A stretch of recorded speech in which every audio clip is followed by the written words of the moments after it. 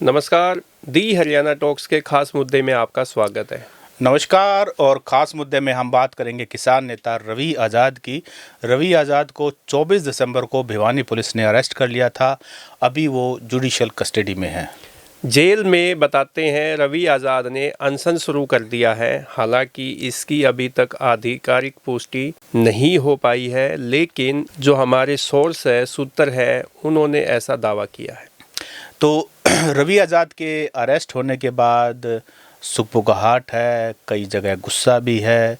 किसान नेताओं में जो सपोर्टर्स हैं, ख़ास करके रवि आज़ाद के जो साथ लगातार काम करते आए हैं, उनका बार बार यही दावा है कि जो कार्रवाई की गई है इस मामले में वो राजनीति से प्रेरित है। किसान यूनियन जो टिकैत ग्रुप है, पहले रवि आज़ाद उस ग्रुप से जुड़े हुए थे, किसान संगठन से। जब भिवानी में मनीषा प्रकरण हुआ तो उस टाइम कुछ आपस में संगठन में रवि आज़ाद के साथ कोई मनमुटाव हुआ और वो संगठन से अलग हो गए। हालांकि संगठन के लोगों का दावा है कि उनको संगठन से निकाल दिया गया है, जबकि रवि आज़ाद के जो समर्थक हैं उनका कहना है कि उन्होंने संगठन से खुद ही दूरियां बनाई है। जी तो ओपी जी, देखिए, अभी रवि आज़ाद को जो अरेस्ट किया गया है वो हमारी ऑडियंस के लिए एक बार रिपीट कर देते हैं कि जो मामला इस महीने के शुरू में शायद 9 दिसंबर को हुआ था। 8 या 9 दिसंबर को, जो भी एग्जैक्ट डेट है, एक 9 दिसंबर लड़की, एक नाबालिग दलित समाज की एक लड़की है, उसके साथ कोई छेड़छाड़ का मामला है। कुछ शिकायत ऐसे आई, कोई शिकायत इस तरह से आई है। हालांकि उसमें रवि आज़ाद का कोई कनेक्शन नहीं है। रवि आज़ाद की जो गाड़ी थी, जिस गाड़ी में छेड़खानी, मतलब जो आरोपी हैं उन्होंने जो गाड़ी यूज की उस दौरान वो रवि आज़ाद की थी। और उसके बाद रवि आज़ाद को जो अरेस्ट किया गया, ये हम अपने साथियों को भी बता दें, रवि आज़ाद का यौन शोषण से, छेड़खानी से कोई कनेक्शन नहीं है, कोई लेना देना नहीं है।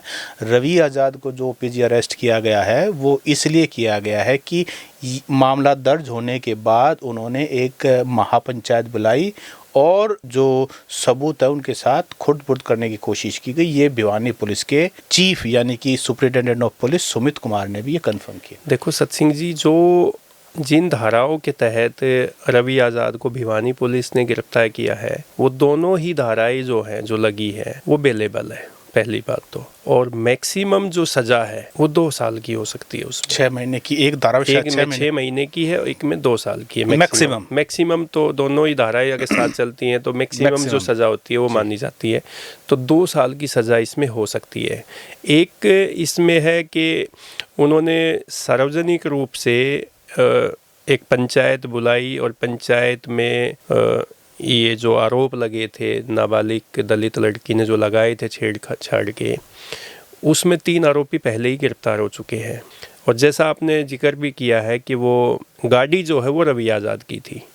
तो इसमें जो एक धारा जो लगी है उसमें यही है कि उन्होंने वो भड़काने का, जैसे कोई सामाजिक तौर पे सार्वजनिक रूप से जातीय दंगे ना हो जाए या कोई किसी परिवार पे टेंशन क्रिएट ना हो जाए, टेंशन ना हो जी, जाए। तो ये वो धारा ही है। और दूसरा जो सबूतों की बात आपने की है, तो दोनों ही धाराएं लगी है इसके मामले में। देखो, अगर ये संगीन आरोप होता, उन पर रवि आज़ाद पे आरोप, संगीन आरोप होते, छेड़खानी के आरोप लगे होते या SC/ST एक्ट के आरोप उन पर लगे होते, तो एक तो पुलिस सीधे 14 दिन की न्यायिक हिरासत में नहीं भेजती। अगर उस पर इतने संगीन आरोप होते तो पुलिस रिमांड लेती, रिमांड के दौरान पूछताछ की जाती, बहुत सारी चीज़ें होती। तो इससे जब गिरफ्तार किया और सीधा जुडिशियल कस्टडी में भेज दिया, तो इससे एक बात तो स्पष्ट ही होगी कि बहुत ज़्यादा गंभीर आरोप रवि आज़ाद पे नहीं है। पहली बात तो ये है। जी, ये बात ठीक है, लेकिन हम देखो एक बात और भी हमें इस बात का ध्यान रखना चाहिए कि जो मामला दर्ज हुआ है उसमें जो पीड़िता है वो पीड़िता दलित समाज से है और पॉक्सो का जैसे लगा तो माइनर है। अभी तक उस बात को हम सिरे से जुठला नहीं सकते। इसमें रवि आज़ाद का कनेक्शन नहीं है डायरेक्ट, क्योंकि उनकी गाड़ी यूज़ हुई है। तो देखो, रवि आज़ाद एक सामाजिक पर्सनालिटी है, हस्ती है, उनको चेहरे से लोग पहचानते हैं, उनका जो बोलने का अंदाज है वो लोगों को प्रभावित करता है, खास करके युवाओं को। तो ऐसे में ऐसे लोगों को साथ रखना जिन्होंने किसी भी छेड़खानी का आरोप लगाया, हम फिर कह रहे हैं आरोप लगाए, सच क्या है झूठ क्या है वो देखो जांच का विषय है, वो पुलिस जांच में आएगा और कोर्ट उसका फैसला लेकिन बात ये है कि ऐसे लोगों को साथ क्यों रखा, एक बड़ा सवाल है। अगर गाड़ी यूज हुई है, ऐसे लोगों को गाड़ी क्यों दी गई? देखो लोग सवाल उठा रहे हैं, क्योंकि जब हम ये पॉडकास्ट करने बैठे हैं तो लोगों से बातचीत की है और उसके बाद जो एप्रीहेंशंस उन्होंने हमारे सामने रखी है वो हम अपने ऑडियंस श्रोताओं के सामने रखना चाहते हैं। पहला सवाल कि उन्होंने ऐसे व्यक्तियों को साथ क्यों रखा, उनको अपनी गाड़ी क्यों दी, और एक बड़ा सवाल ये है कि महापंचायत जब हुई तो महापंचायत में मुझे न्याय दो ये रवि आज़ाद ने उसमें डिमांड की और भावुक भी हो गए थे। तो उसमें उन्होंने जो बाकी 3 साथी हैं यानी कि जिनको अरेस्ट कर लिया पुलिस ने ऑलरेडी, उनके बारे में ना सपोर्ट में कुछ कहा ना अगेंस्ट का। तो लोगों को सवाल है अगर वो पाक साफ है तो रवि आज़ाद को उनके लिए भी न्याय मांगना चाहिए था। ऐसे भी लोगों ने अप्रीहेंशंस, ऐसी बातें हमारे सामने रखी हैं जो हम अपने श्रोताओं के सामने रख रहे हैं, और वो आप कमेंट करके ही बता सकते हैं अगर आपको इसमें कोई इफ़ एंड बट लगता है। तो ये एक सवाल है। दूसरी बात, उस दिन गुरनाम चडोनी भी आए हुए थे जिस दिन, और उस दौरान भी मेरी कुछ लोगों से बातचीत हुई तो उनका ये कहना था कि रवि आज़ाद ने उस दिन खुल कर के सारी बातें पंचायत के सामने नहीं रखी, जबकि चडूनी साहब ने उनको ये कहा था कि जो भी बात है, देखो गलती अगर किसी साथी से भी हुई है पंचायत को आप सच बता दो, क्योंकि हर चीज़ माइक पे नहीं बताई जा सकती। एक समिति बनाई है, इस समिति के सामने आप सारी बातें रख दो, जो सारी बातें पंचायत को तो कम से कम पता होनी चाहिए। तो ऐसा कहते हैं कि रवि आज़ाद ने उनको सारी बातें नहीं बताई, और जो बाकी 3 साथी थे जिनको पुलिस ने अरेस्ट किया है तो उनके बारे में उनकी सच्चाई पहले तो रवि आज़ाद को भी नहीं पता था। रवि आज़ाद को यही बताया कि गाड़ी का एक्सीडेंट जो है वो नीलगाय से टकरा करके हो गया, लेकिन बाद में उनको पता लग गया था कि कोई छेड़खानी का मामला, इस तरह का आरोप वगैरह लगे हैं, तो वो बात पंचायत तक कन्वे नहीं हुई। तो इस बात से भी आप ये देखिए, रवि आज़ाद जैसा बीके नेता जो है, किसान नेता, अरेस्ट हो गया, और अभी तक भी यानी कि 25 तारीख को दोपहर को करीब 2-2:30 का टाइम हुआ है, अभी तक भी कोई भी प्रदर्शन नहीं हुआ, कोई भी बहुत बड़ी पब्लिक स्टेटमेंट नहीं आई, कोई धरना प्रदर्शन नहीं हुआ अभी तक। सत सिंह जी, ये जो मामला है ये एक लड़की से छेड़छाड़ का आरोप है। ये शिकायत जो है वो नाबालिग लड़की जो दलित समाज से संबंध रखती है उसकी शिकायत है। उसकी शिकायत है कि 3 लड़कों ने गाड़ी में उसको ज़बरदस्ती गाड़ी में खींचने का प्रयास किया, उसके साथ छेड़छाड़ की।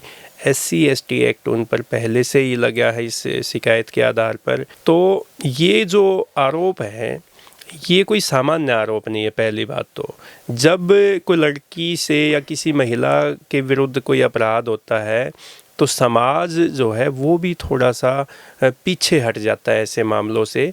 तो जैसा अभी आपने जिक्र किया है कि कोई भी किसान संगठनों की तरफ से या खाप पंचायतों की तरफ से रवि आज़ाद की गिरफ्तारी के बाद कोई रिएक्शन देखने को नहीं मिला है। इसके पीछे लॉजिक यही है कि वो लड़की का मामला है।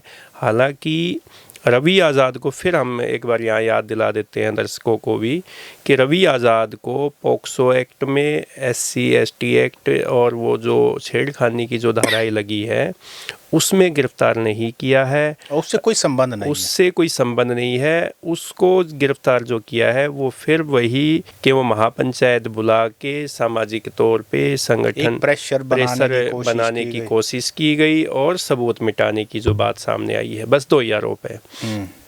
तो जो अभी जो किसान संगठन के जो लोग हैं, जो रवि आज़ाद का जो लीगल का भी काम देखते हैं, उनके उस साथी से भी बात हुई है तो उनका यही कहना था कि जो चडोनी ग्रुप है किसान संगठन में, वो कोई रणनीति बनाने लग रहा है कि अब इसमें आंदोलन किया जाए या कोई और ऐसा तरीका चलाया जाए जिससे रवि आज़ाद पे जो आरोप लगे हैं वो उनकी निष्पक्ष जांच हो और रवि आज़ाद पे जो कार्रवाई की गई है उसको राजनीति से जोड़कर भी बताया जाता है। इसमें एक बात और मैं कहना चाहूँगा, देखिए रवि आज़ाद ने टाइम एंड अगेन एक बात कही है कि ये राजनीति से प्रेरित है और उनका डायरेक्ट इनडायरेक्ट जो इशारा है वो जेपी दलाल के ऊपर है जो लोहारू से विधायक रहे हैं बीजेपी के। लेकिन एक बात और भी है कि जो लोहारू के अंदर प्रदर्शन चल रहा है ज़मीन को लेकर के काफ़ी लंबे समय से, वो किसान सभा चला रही है। और जहाँ तक रवि आज़ाद की बात है तो रवि आज़ाद का सपोर्ट है उस आंदोलन को, उस प्रोटेस्ट को, और वो कभी कभार वहाँ जाते हैं, वो रेगुलर वहाँ जाके बैठते नहीं हैं। रेगुलर बैठने वाले किसान सभा के लोग हैं।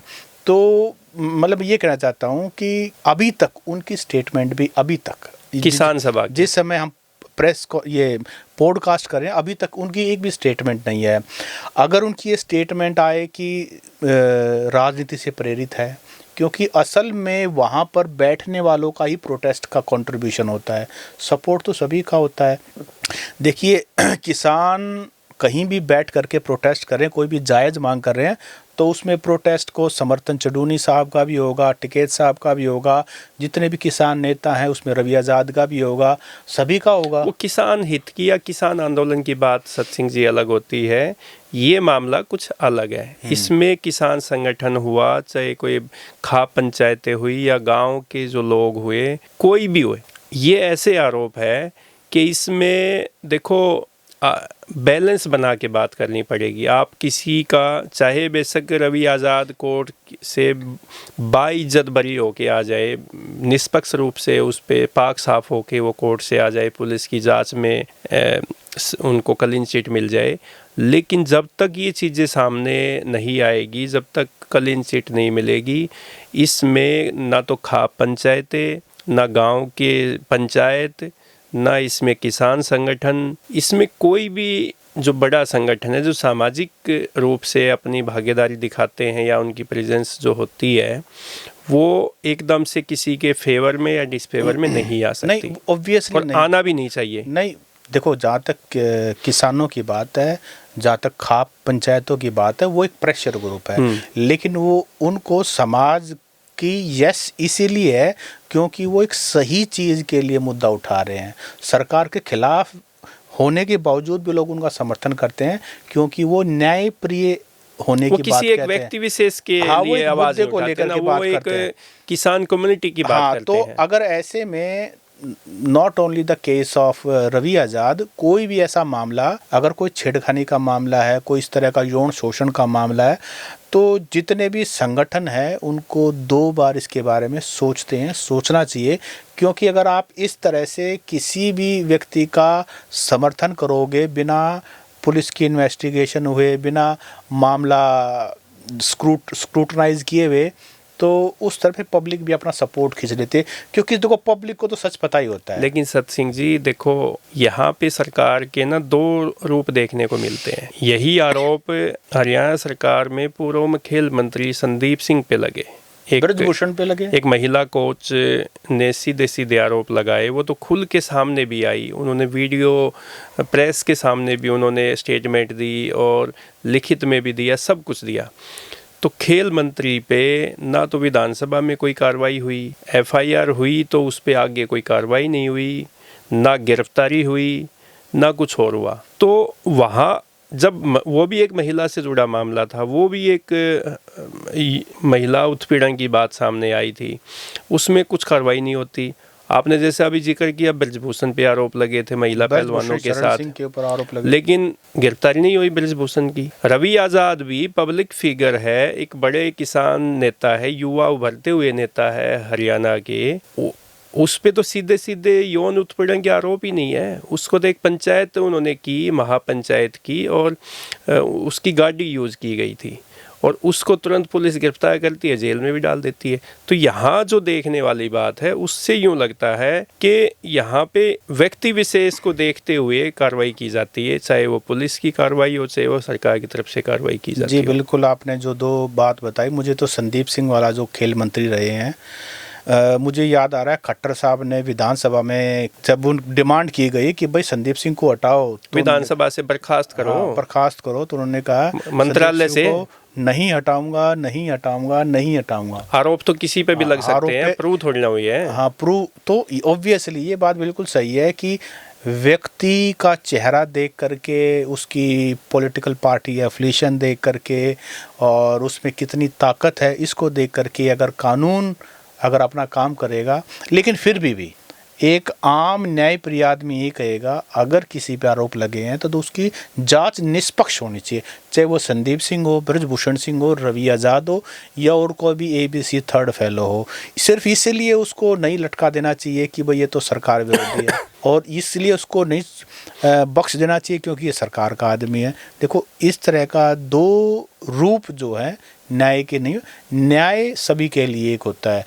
जो अपने कोर्ट में वो लगी होती है ना एक मूर्ति, उस पे पट्टी बंदी होती है, उसका मतलब ये होता है कि मेरे लिए सब बराबर है, ना कोई बड़ा है, ना कोई छोटा है, ना कोई अमीर है, ना कोई गरीब है, ना कोई जेंडर है, सब कुछ न्याय मिलेगा आपको, तो समान रूप से मिलेगा, निष्पक्ष रूप से मिलेगा, समान रूप से न्याय मिलेगा। तो रवि आज़ाद को भी अब हम वापिस सत्सिंह जी आते हैं कि रवि आज़ाद जेल में है, तो जेल में अब दावा किया ये जाता है कि रवि आज़ाद ने जेल में जाने से पहले अपने जो सहयोगी है उनको ये कहा था कि मैं जेल में अनशन पर बैठूंगा। अब जेल में जो हमारे सोर्स है, हमने उनसे बातचीत भी की है, तो उनका यही कहना है कि ना तो वो उन्होंने हाँ भरी है और ना उन्होंने ना की है इस मामले में कि वो अनशन पर बैठे हैं या अनशन पर नहीं बैठे हैं।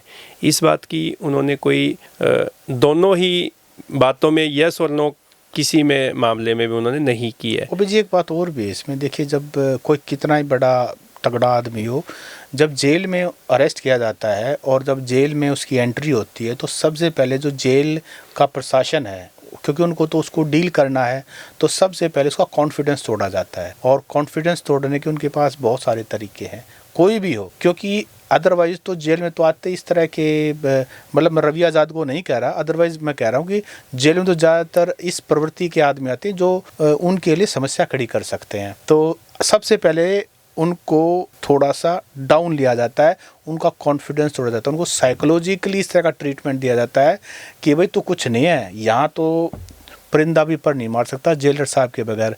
तो समझने में जेल की रोटी ना, समझने में वो जो जेल की रोटी है ना वही अच्छी लगती मुझे है। नहीं, मुझे लगता है कि वो समझने में टाइम लगता है। तो रवि आज़ाद अगर कह के गया है कि वो अनशन शुरू करेंगे, हो सकता है थोड़ा बहुत वो अभी समझ जाएं, 1 दिन 2 दिन अनशन भी वो शुरू करना है। तो जब साइकोलॉजिकली थोड़ा सेटल हो जाएंगे उसके बाद हो सकता है वो शुरू कर दे या शुरू कर भी दिया हो, क्योंकि पुष्टि ना हाँ किया ना की है। एक बात है, वैसे मैं दर्शकों को एक और बात इसमें अपडेट कर दे, पता नहीं कितना लोग जानते हैं रवि आज़ाद के बारे में। रवि आज़ाद युवा किसान नेता के साथ साथ एक स्टूडेंट भी है। वो लॉ के स्टूडेंट, राजस्थान की एक यूनिवर्सिटी से LLB फाइनल ईयर की स्टूडेंट है। तो वो अब 1 साल बाद या 6 महीने जब भी एग्ज़ाम होंगे उसके बाद वो लॉ ग्रेजुएट भी हो जाएंगे, तो कानून के भी ज्ञाता हो जाएंगे। तो थोड़ा बहुत तो उन्होंने मेरे ख्याल में लॉ पढ़ ही लिया होगा कि इसमें क्या क्या ऑफेंस बनता है, कौन सी धारा लगती है, क्या कुछ होता है। और गांव का तो आप सत्सिंह जी आपको पता ही होगा कि वो कौन से गांव से है। हाँ, बहल से हैं, भिवानी के बहल से हैं और मामला भी बहल के अंदर ही दर्ज हुआ है। और ये सारा मामला क्योंकि उनकी राजनीति जो है उसी साइड की है, लोहारू विधानसभा की उनकी सारी की सारी किसानों को लेकर के। हालांकि वो किसान आंदोलन में प्रमुख चेहरा बने थे, टिकैत ग्रुप से वो जुड़े हुए थे, बाद में वहाँ से वो अलग हो गए, खटास हो गया, अलग हो गए। 2021 में उनको अरेस्ट भी किया गया था। तो खैर जो भी मामला है, तो रवि आज़ाद की अरेस्ट होने के बाद अभी वो जेल में हैं और जेल में अनशन वाली जो बात है वो भी एक सामने आई है। तो दोस्तों, आपका क्या कहना है? रवि आज़ाद के आप सपोर्ट में हैं, रवि आज़ाद के आप सपोर्ट में नहीं हैं? ये आप हमें कमेंट करके बताएं। नमस्कार।